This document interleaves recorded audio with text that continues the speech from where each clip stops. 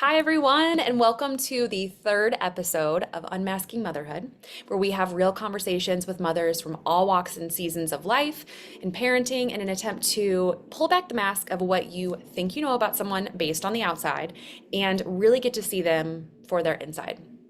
It's so easy to measure ourselves against other moms, and by doing so, feel less than or make them less than, ultimately creating disconnect, which is so not what we want as moms. My hope is that these conversations will leave you feeling more compassion and connection towards not just yourself, but to others, less isolated in your mothering journey, and inspired to be even more open and honest with the people in your life. The conversation has two parts. So, part one, we're going to talk about with my guest today what you see on the outside. And then part two, we're going to go a little deeper into her insides. So, let me share with you my guest today. I'm so excited to have Lyndsey on. Lyndsey and I have known each other. We were thinking about it since she was pregnant with her firstborn. So, that was 2019 when we connected and we had a coaching relationship. And I just fell in love with Lyndsey, and we've stayed connected ever since. And even though we are literally on different sides of the country, I'm in, Nevada and you're in Ithaca, New York, right? Let me see. Mhm. Yeah. Yeah, but it's so awesome to be able to follow Lyndsey's parenting journey. There's been stages like now we both have two kiddos and she's doing some really special stuff with moms. And I just admire her as a human outside of motherhood. So it's really cool to have you on, Lyndsey. Thank you for being here. Thanks so much for having me. I'm really excited. Yay. Okay, so tell us about you. Basically, what I want to know is like currently, I kind of gave that one away, Ithaca, but where do you live? Are you married, children, and then work? You and your partner. Are you working parents? Do you stay at home and watch kids? Tell me all. Okay. Yes. So I live, yeah, just outside of Ithaca, New York. A lot of people know Ithaca for Cornell University. And we've been in the area, both my husband and I, for about 10 years now, 15 years actually, if you count school. We have two boys. We have a almost 5-year-old named Beckett, and we have an almost 1-year-old, which is crazy, named Samson. He'll be 10 months in less than a week. So, That name, um, Samson. isn't it so sweet? And then we get So to call him sweet. Sammy, and he's such a Sammy. He's just like Yes. so. Yeah, and so I work full time, about 35 hours a week for a nonprofit for a food bank, our regional food bank. And I've been with that organization for 10 years. Wow. So that's been a long time, yeah, as well. And then my husband is a teacher. I think he's in maybe his 6th year of teaching now. And so he also works full time. So our older son, Beckett, he's actually in pre-K this year. So this is our first year having a child in public school, Mm. and which has been like a whole new kind of like zone to enter. And then Samson is in daycare at a daycare center. So yeah, we sort of have this like 9 to 5 life going on. The one cool thing is that with my husband being a teacher, he's off in the summers. So he has the boy. This will be his first summer with both boys full time. But Oh, he does, like the childcare over the summers. He's always done that with Beckett since, his first full year. Both of the boys were born in the summer. So we have Beckett was July, mid-July, and then Sammy's end of June. So we have these summer babies. He's gonna have the kids mostly in the summer. And then in the winter, I do a lot more with the boys because Beckett or Zach is a basketball coach as well. So from like November through February, he's gone most evenings. He's gone a good amount of the weekends. So we kind of balance it out that way. But yeah, amazing. I was wondering if you're going to talk about the basketball because that throws another dynamic in things, and your partner has that other element. right. Yep. Um, Work, why? I think that's it for that. Yeah, great job remembering all my questions. What about so childcare, kids are in childcare full time. I'm curious, based on your background, I know there's so much we could cover in your whole life, but is there anything that feels important to share for the people listening in to better understand or know you, as in like there was a big event from your upbringing, or did you grow up in a different country? Like anything that you want to share there? Yeah, a couple things come to mind. So one is that my parents divorced when I was pretty young. So, um, they split when I was 3, and then they had this kind of horrible, drawn out custody battle that lasted till I was like 8. So Oof. that definitely shaped me early on. And then, interestingly enough, from like, I don't know, what age do people start asking girls about, like, if, their children, their future children, like as soon as you're a preteen, they start talking about your future children, right? Maybe earlier. And Maybe, yeah, right.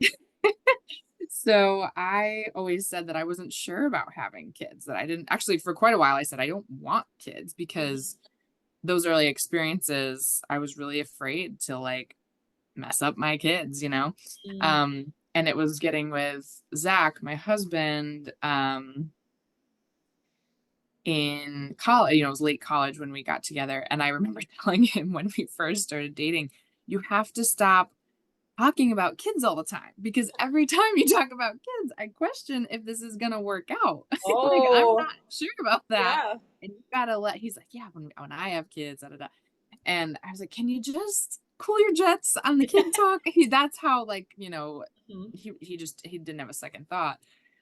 So I obviously came around, and I'm so glad that we have had kids. And I was the one who really pushed for number 2.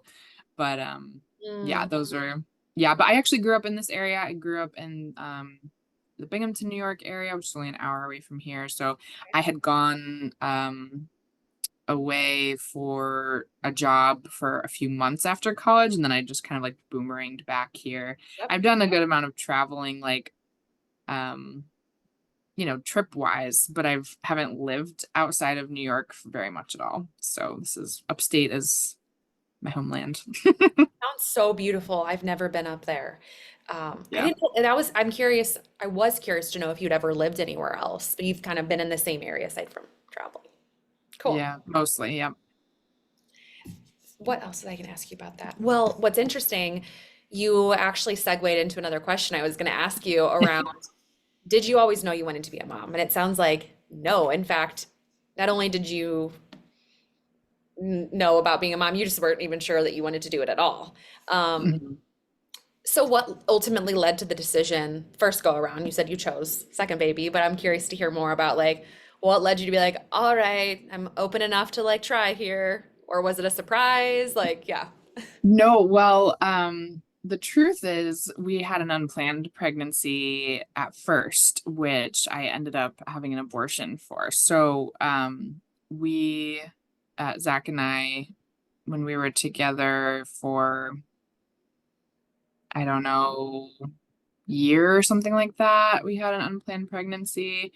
How old were And, you at that point? you know, Do you remember?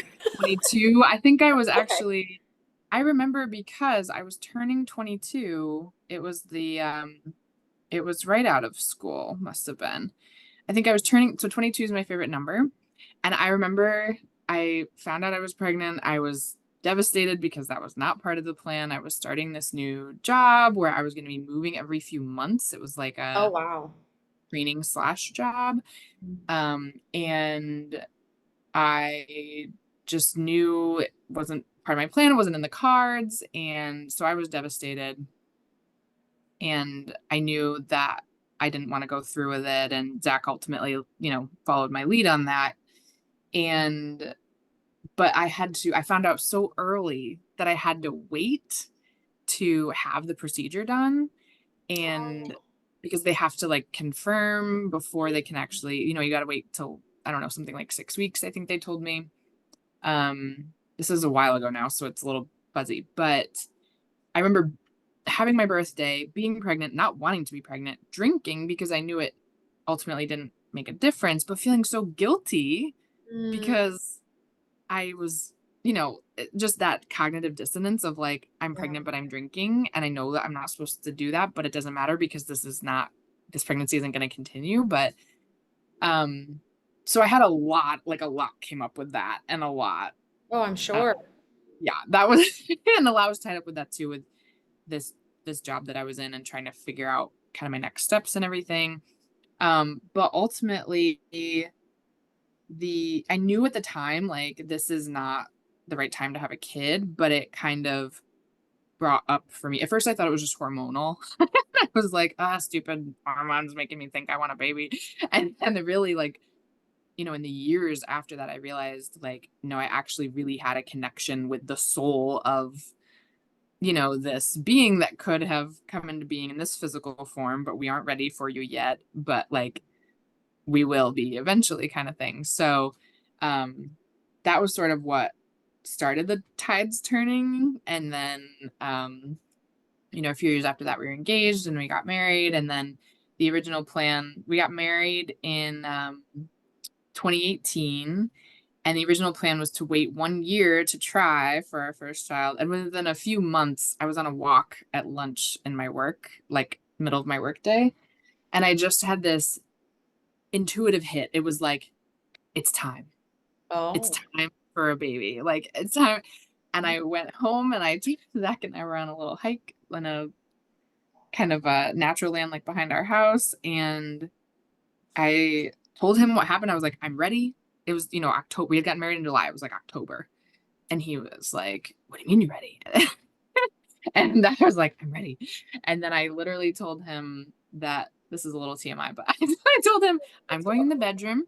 You're going to come in. You're either going to say yes or no. And he came in the bedroom and he said yes. And then the Wait, rest was was, that all it took though, or no? Did you try? I'm like, you hear it these was, stories. it was, I mean, I don't know if it was like that time or very soon time, but it was within Yeah. that month that, I'm, Wow. That yeah, baby was ready to come. yeah, Beckett was ready. Beckett. Beckett was ready. Yeah. Oh my gosh. I'm so curious if you're comfortable with sharing. I didn't know about your first pregnancy. And Hmm. there may be moms who have considered abortion or have had one that are watching. Hmm. I'm so curious if you're open to talking about it now, here you are 10 plus years later, however. Um, what do you think about that decision now, having been there? Because that's such a hard choice to make. At 22, you're just starting out in life. And Yeah. yeah, do you ever think about the little being of sorts? Like, yeah, just so curious. Because there might be moms watching who have had or considered, and Oh yeah. I we mean, can one all in talk about three. this stuff, you know? Yeah. Yeah. That's the stat, I think, is 1 in 3 women, have had an abortion, I think. So, I don't exactly quote me on that, but I'm pretty sure it's close to that. Yeah. And yeah, so it's super common. And I definitely now looking back, I'm like, absolutely thank God we did that. But I just in the last couple few years, I guess really since having Beckett, but maybe even a year or two after having Beckett, um, I've just stopped thinking about how old that child would be. Oh, yeah. So I did a lot of processing. Um, I did, I was writing poetry. I was doing all this stuff to kind of like try to be in touch with them. Um, I felt guilty. I felt like I needed to apologize to that being that child, a lot because Yeah. I wanted Oh, them to know, this is like the spiritual side and everybody identifies with that. But um I just wanted them to know that like you are wanted, you're supposed to be here. It's just not right now, and I did some work, I think it was with my a woman that I do energy healing, energy work with. She does Reiki and things. And she was like, yeah, it's just gonna be a different physical form. She was basically like, not it's no big deal, but like, it's okay. Like just another time, another place, another physical form, So I don't know if, you know, yeah. Beckett now or whatever. I always had this sense that that was a girl and I've had 2 boys, but, Oh, um, so who knows? But, yeah, I had to work through a lot of feelings about it, but like logically, ultimately, I've always been like, no, that was not right choice for us then because we just had so much to do to like figure ourselves out as individuals, figure out ourselves as a couple and in our marriage and like build up our careers. And I just think like we could have done it and we have, family support but life would have looked very different. And I think like we can support our children a lot better now and like I do now, having had children, I'm like, might have ruined our like relationship, or our, we weren't married at the time, but like might have ruined our marriage if we had did it that early before we had this time to like Hmm. um get to know ourselves and each other a lot better. So Yeah. No, I hear you. Thank you for speaking to that more. Okay. yeah, yeah. Okay, another question for you. Mhm. Um, oh, so if someone's just meeting you, how do you think they would describe you? I know. Um, I love this one. Uh, Definitely, I think interestingly, people always assume I'm an extrovert. I think that's sort of a shift, and I feel a little more introverted, but people would say, like, oh, she's extroverted, she's, bubbly, she's, friendly. I really like to talk to all different people. I'm one of those people, like, if I'm standing in line for something, I will start talking to the person in front of me or behind me. Like I just I have love to. that. Oh, I see it. I can't help but like crack jokes and just, comment on what they're wearing or what's happening around, whatever is happening. Like that was the shared experience. Um, so that, and then, at work, people would definitely describe me as like very organized and detail oriented and sort of like high functioning, um, I think they would probably Yes. describe me a little less as a go-getter than they used to. I think in motherhood, I've started to like Right. not totally give my all at work like I used to, but um yeah, and I think some people might describe me as a little bit radical in terms of like if I'm in the right audience, the kinds of things that I'll bring up. Some people might say that, but not if they first got to me. So, yeah.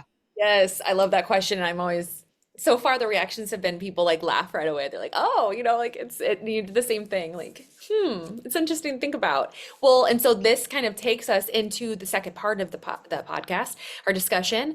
Um, Behind the mask. Like, okay, if you were Mhm. just meeting Lyndsey, now you know a little bit about her. This is just a blink of her as a person, what you just shared, right? But if you're meeting her in person or just this is what you might see. And I'm curious, as we go a little deeper, what assumptions do you think others might have based on what they see on the outside about you? And where do they get it wrong? Yeah, well, I think the kind of high functioning, like seemingly have it all together perfect, I don't think I look perfect, but I think, I look like it's relatively easy for me to manage a lot of things at the same Mm-hmm. time, which like on some level it is, but it's sort of like that analogy of the duck swimming on top of the water, the swan, it looks like they're just gliding along the water, but underneath the feet are going like this. Like Uh-huh. that's my brain, right? And that's true of like so many of us. But I tell my husband, like, it is like a Wall Street ticker in there, like constantly Oh my. all of the things that need to be done.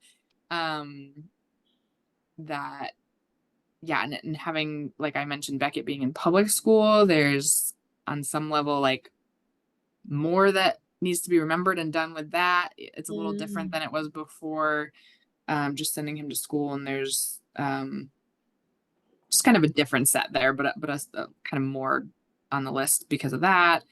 Um, so yeah, I guess what people might not see, or maybe they see it in themselves if they are similar, but they might not recognize in somebody else, is that in order to like keep all those balls in the air, I'm kind of often like not being the person I want to be. Like if I'm keeping all those balls in the air, I'm not necessarily as present with my kids or my husband or my friends. I'm not necessarily mm, mhm.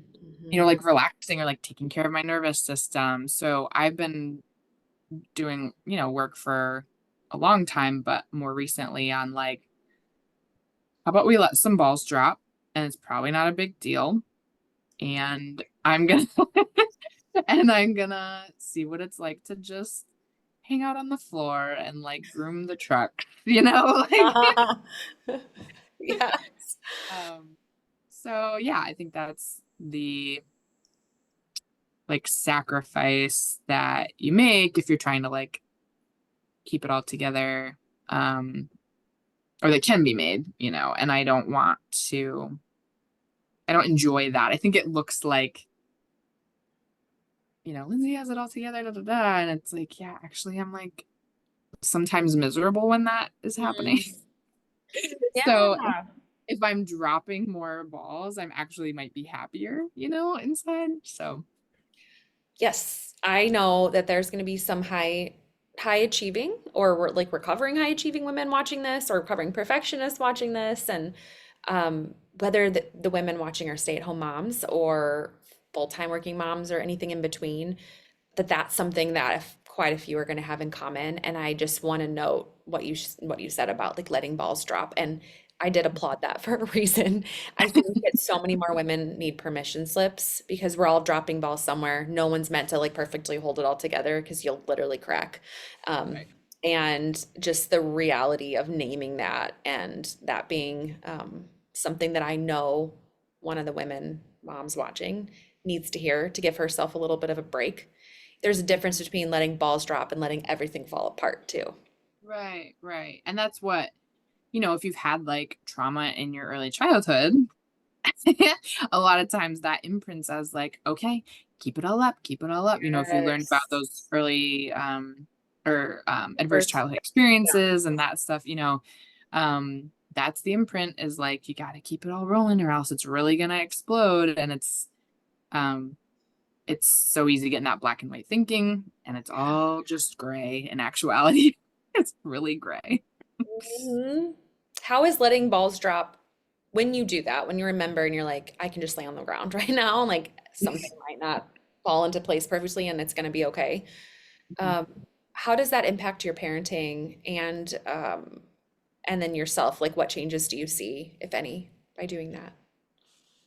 The biggest thing is I'm just not like as short or impatient, especially with my oldest, well, both of them, but it's so easy with Mm.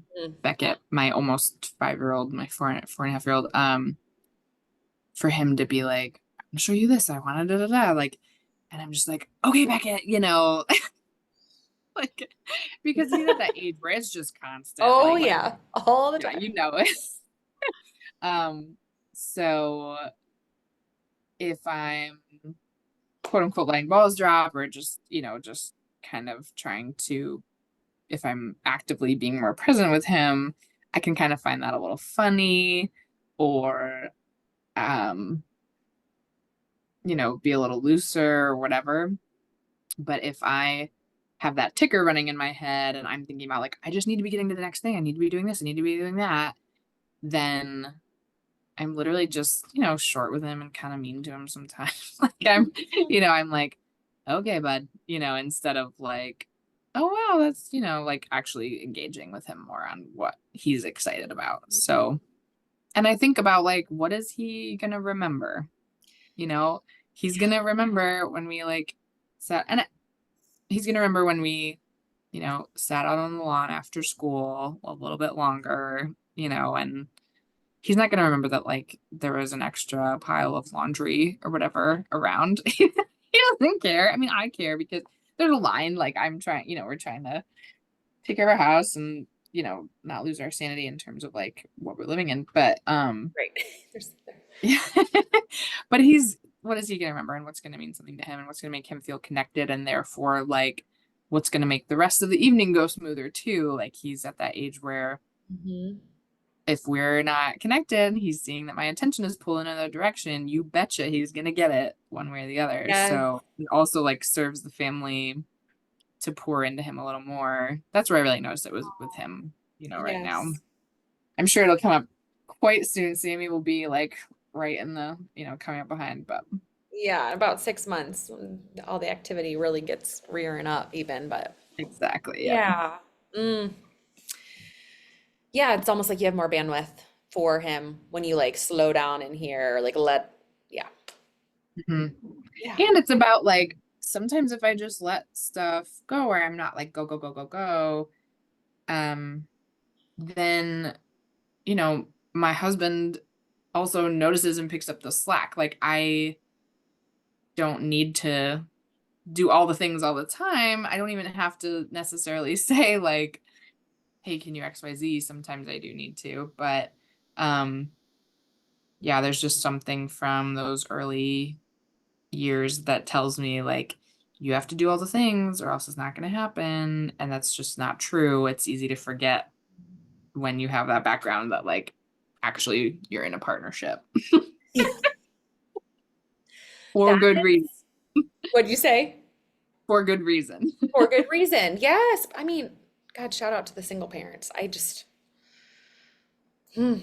Um, the the amount of women, friends of mine, clients that I've spoken to about within partnerships still feeling like they have to hold it all together. Maybe their spouse it is like how much of it is on us that we're not allowing them to partake. And they're just like, that's the dynamic because they're like, well, she's gonna take care of it. And then how much is it like, and we also need, so we need to relinquish some control Mhm. to our spouses. I don't believe that naturally the men have the inclination to manage the household the same way, just the way they're wired. And they're Yeah, also so capable to do a lot of it too, should we let them?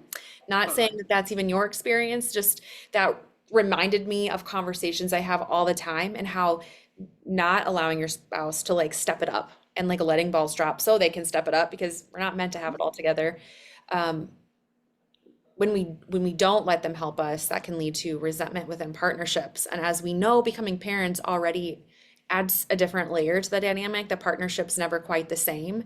And Yep. so just this is the reminder to moms as we're on this topic that we got to have those conversations with our spouses. We've got to, pass off some things because Yeah. cannot do it all by yourself. Even if you think you can do it better, maybe you can. That's a lot of things I'll hear. Right. Well, why It's would I very do it if then I possible have you to fix can. it later? Right. Yeah, but it's like how many of those things actually need to be done a certain way? Like all the dishwasher fights and da da da, like who cares? But one more thing on that, if I can, is like I I've had like a new level of realization since having our second kid, and there's just like that much more to do, that much less Yeah, bandwidth for like household things. right. It and with having basketball season on top of that, where Zach's out, like I it finally clicked for me in recent months that when I try to just do it all or most of it, and I'm not letting some things fall through the cracks or whatever, then Zach literally can't see all that needs to be done. He literally doesn't know the scope of it. And he Yeah, still doesn't. I'm still the manager of the household in a lot of ways. I still handle all this stuff that he doesn't even know. But he also handles stuff that I don't even know about. right. Yeah. But I just realized how much I was doing a disservice to like even him understanding all that needs to happen, and then like what's going to happen when I travel or whatever, like if I'm away for one night Oh, and he I doesn't see. even know XYZ things exist or need to happen, then how is he ever going to like own his role as a father or as a husband or whatever? So yeah, that finally fully clicked for me recently, and I was like, oh, like you don't even know all of what's going on in my head or what needs doing because I don't even show you. I just like tuck it away over here and handle it, you know? Mm-hmm. So Mm-hmm. so I kind of like opened the door and was like, here you go. Let Like me all show you. Whole new yeah, world over here. That's so right. wise. Yeah. No, thank you for sharing that. I think it's a different part of the conversation that people can really consider of like, there's a good reason for this. And Hmm. by your spouse seeing a little bit more behind the scenes, like it allows us that freedom to go away on trips or like all the balls won't completely drop when we're gone because they at least know a little bit more of how to run things behind the scenes. So Hmm. yeah, yeah. Thank you for that. Yeah. Okay, something I love asking people, so I'm curious your take on this with motherhood. If we really knew you, Lyndsey, if we really knew you, what would we know about your motherhood journey? Mm. Like, Everyone's like, ugh. I know, right? um, if you really knew me, you'd know that that whole concept of matrescence Mm. and like coming into your role as a mother, I've lived that at least 100 times over. Like I feel like I'm just still kind of like peeling back the onion layers on that one, right? And then I thought I kind of had it down, and then I had number two, and I was like, you know, Yeah. um, The onion just keeps on expanding. How many layers are prolific, yeah, prolific layers. Um, and that like there's things that I thought I would never ever do. Like I could never be a stay-at-home mom. And now I'm like, maybe, like, or part-time or something, I've just continued to like evolve my thinking and my vision for our family. Um, and then also, another thing that comes to mind is like I've really struggled with some mom rage, which is just rage and anger, and getting angry at my kids, getting angry at myself, getting angry at my husband. Like, um, I just think that our society is so set up to not support mothers that if you haven't experienced some amount of rage, like, God bless you, I need to know your secret. But like I remember when Beckett was maybe like a year old or something. And this is COVID, right? It's like early COVID. Tough times. Yeah. But Just there was a couple times where I just got in the car, I drove and did like some screamo music situate. Like I didn't actually listen to I, screamo music, but like some yelling in the car and some really yeah. loud music and like getting away, getting it out. And like, I don't show that stuff to people, but it's definitely there. And um I'm still working on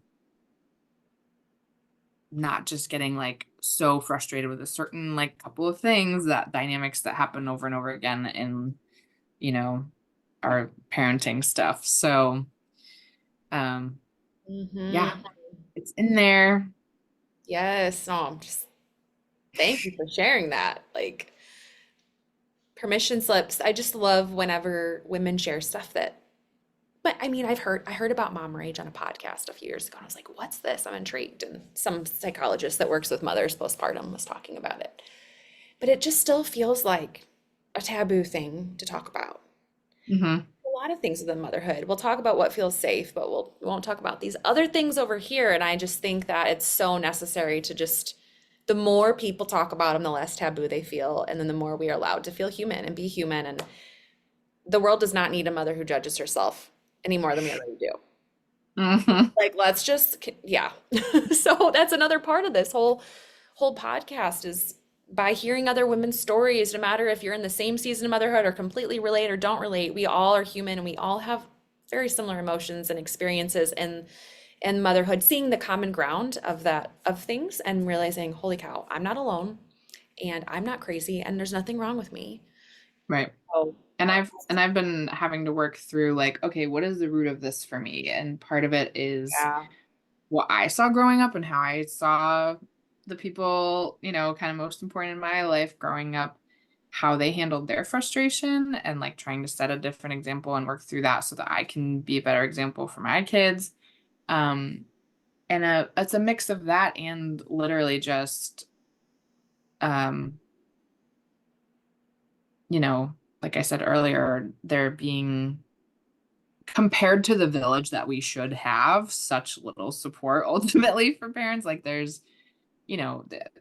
all sorts of ways to set yourself up to be more supported and to be intentional about that.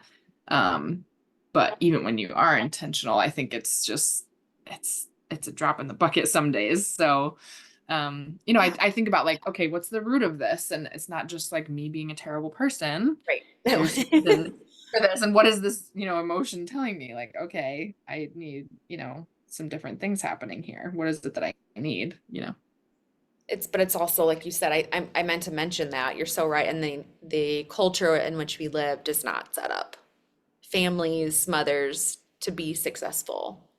It's very Mm-hmm. isolating. Mm-hmm. Just so Right. many things there. Like that could be a whole nother. Right. That's I that's know a your whole other heart for conversation. postpartum. We have a similar heart for mothers, and yeah, we could do better, America. I know some different countries do it a little bit better than us, so take note. But the honoring of motherhood and all the changes, and really the future generations. Do we care about future generations? Then we need to start caring about just our society's wellness. Then we need to start caring about our mothers more, caring for Hmm. them. Yeah. Totally. When it comes to motherhood, I have just a couple more questions for you. What Mhm. surprised you the most? What surprised you the most? I mean, I know you kind of spoke to a little. Well, very much related to this like mental load stuff we were talking about a minute ago. Um, I breastfed both babies. I'm done breastfeeding now. I just weaned in the last couple weeks actually, but um even outside of breastfeeding, but especially as a breastfeeding mother, I could not believe how much of it fell on me. Like, I really considered myself a feminist. Like, I thought of Zach as like a real, as like a equal partner. Like, we're in this together. We talked about like how we're gonna split things and whatever. And it's just like, frankly, when it comes down to like sleep and feeding Yeah, a newborn, especially, that's all bullshit. Like, it doesn't even get close to equal when you are like, especially a breastfeeding parent, but also that's so just true. that mother who they literally think that they're still part of you. And, that carries on in different forms and fashions for like a couple years where they're like, there can be a lot of preference for mom over dad or partner or whatever, the non-birthing parent. And uh, that hit me like a ton of bricks. Like that, that first summer, Beckett was born in mid-July, and I was like, one of my signals of like things aren't going well mentally is I'll tell myself like, this is it for me. It's like one of the red flags that I know Uh-huh. now, like my Yeah, brain tells yeah, me amazing. to look out. But at the time I was just like, this is it for me. Like what what else do I get? This is it. Like, I'm gonna live on this couch and be stuck to this baby forever. Like, having never done it before, Mhm. you don't know, now with Sammy being number two, it's such a different, I think a lot of probably two-time or three-time, whatever parents can relate to that. But the second time around, I'm like, oh my God, it's kind of flying by. I know where we're going. Like, I see him down the road and I'm like, wow, like we're racing towards that. But with the first, it's like Yeah, each new thing, oh God, this is what teething is like. Oh God, this is what breastfeeding is like. Oh God, this is what, sleep or whatever is like. And you're just kind of like rounding these corners, like moving through this house, like, oh God, like shocked, at each thing. new thing and how much of it really just boiled down to me, both based on like biology and then also like my husband's and my temperaments. Like we learned a lot about Wow. ourselves and there was a lot of growth that had to happen for my husband between number one and number two. And, he's an amazing dad, amazing. And he is not a baby person. Like, not, especially our first was very, I don't know, high needs or like, just kind of not high needs like in the diagnosable sense, but like just, kind of extra clingy and not his like default setting is like a little a little ticked off. It's sort of like his default, especially as a baby. That was sort of his Yeah, default setting. yeah, With Sammy, yes. like he has a different default setting that is frankly easier in some ways. But Mhm. um yeah, Beckett was just needed a lot. And a lot of that fell on me and I was shocked. Shocked. Yes. So much I could say there, but I'll spare you. I just echoing. Yeah, very similar Mm. experience. Yeah, and the blessing of, when you have a second one, what you know going into it that second time, how you can better prepare yourself, and also knowing that you and your partner need to work some things out. Warren, my husband's name is Warren. He wonderful dad, also not into the baby stage. Also, I breastfed too. And so there's only so much they can do to support us. There is a Yes. lot, but at the same time, they're not carrying that load. Um, but there was a come to Jesus moment of like, if we're gonna do this again, like this needs to change because I quite Mm-hmm. frankly need more support. And so that was a very serious conversation. And I just Yep. think many women need to have it. It's worth having. So yeah, Yes. it can make or break a lot to really speak to your spouse about how you're doing. And I think sometimes our husbands or partners don't listen until like there's a breaking down. I just want to add this. And I'm like, does it need to get to that point? Sometimes Right. they don't really hear us until there's like a breakdown. Um, Mm-hmm. and also like, does it need, just it's there's a whole conversation there because it's just on my heart with a lot of people I talk to all the time that things are almost falling apart before their partner really wakes up. And I'm like, what's that about? Mm-hmm. So, but whole nother conversation.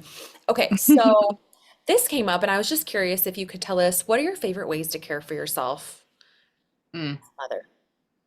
What's filling your Um, cup these days? what was that? Like what's filling your cup these days? Yeah. Um, it's I've found that I'm pretty like I don't know a better way to say this, like sensorily sensitive. Yep, Like the yep, inputs, go especially with it. audio wise. Um and and even like visual clutter in the house, visual inputs that makes a difference. But really like audio.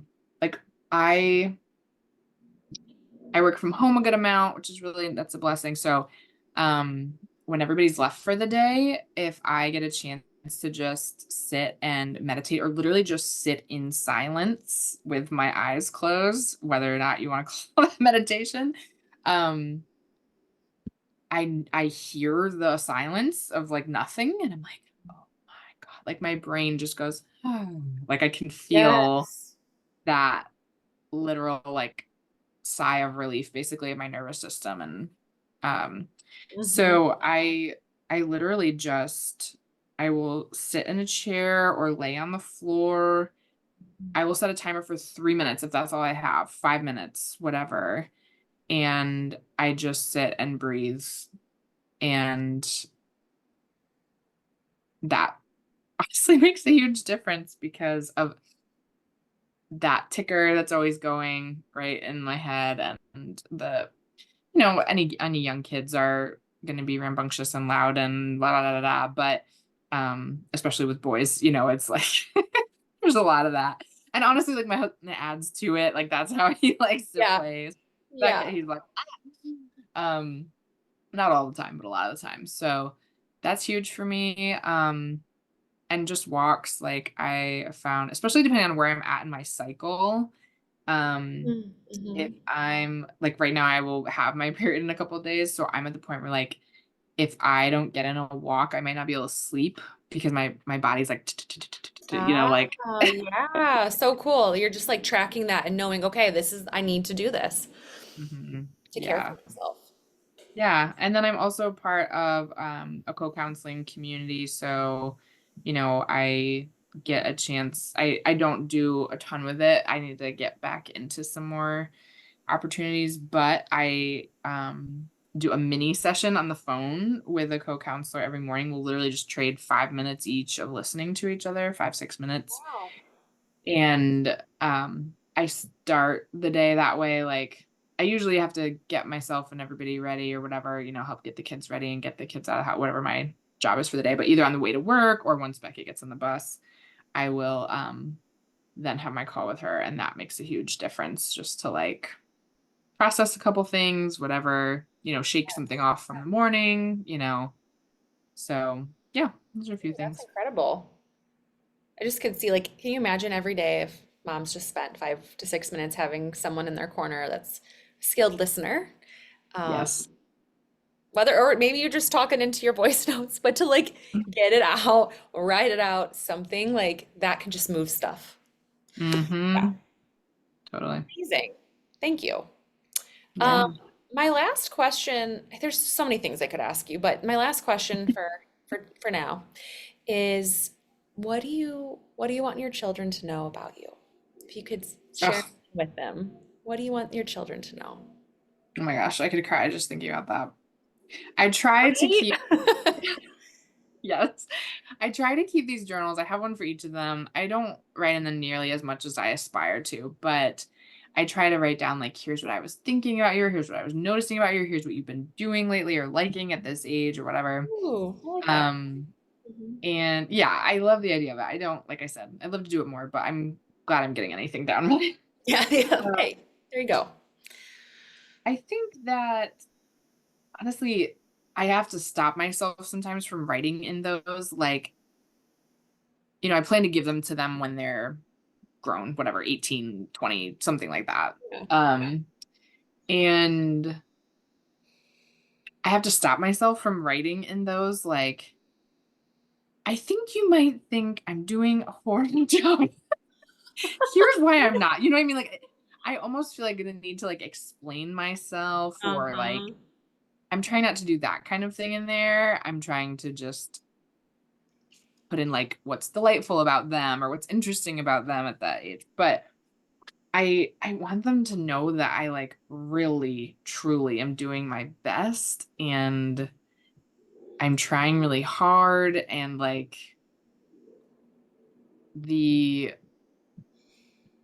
level of work, like I didn't even know that that was what the work was going to and come up with, but I've been in and out of therapy since I was 16, so it's half my life. Like the the amount of work that I've done to unlearn the things that were installed in me at a young age to do better by them. Like, I'm sure there's a million ways that I could be better or, that they would prefer I would be. But when I really think about where I came from and what Mm. I went through in those early years, I'm like, honestly, guys, it could be so much worse and I'm doing really awesome. Oh, Like, so I want them to know like how yes. much work I've put in to try to be the best I can be for them and not so they can be like, "Oh, good job, mom," but like so that they know that I'm doing everything I can to be the best that I can be and like, you know, just take care of them and like be the example of how I hope like their future relationships will be and, Mm. yeah. So just that I'm trying really hard and um yeah, I don't know that I just um I'm trying to create the most like intentional space for them to grow up in that I can. So beautifully said. Yes. I really, I really loved hearing your response there. It is, man, motherhood, like the catapulting of growth that that brings on, should you choose to sign up. If you're having the baby, signing up for the journey, but the internal work, that Hmm. shocked me. I knew there'd be some, but when you were speaking, I was like, it is so much more. Yeah, same thing, therapy my whole life, but holy cow. And I feel like there's still so much to grow in. And I'm like, you're working so hard at it too. And Right. what a gift to say to your children. Like you really are giving it your all. I see that in you Right. in like in our interactions, and you really are speaking from integrity. Like you really are doing the work and giving it your best. And yeah, what a gift to your kids. Yeah. Mm. Yeah, and I'm glad that they'll have each other, that we almost Oh, yeah. it was a real question mark as to whether Sammy was gonna come into this world, and I'm so glad he's here, and I'm so glad that they have each other. And you Hmm. know, who knows? You can't control sibling relationships, but I think that they'll have a sweet relationship, I hope, and Hmm. I want them to, take care of each other and stuff. But anyways, that's not the original Yes. question. Yes. Oh, I think most parents want that. Like that would be the goal, like to have that Yes, friendship long, long after we're gone too.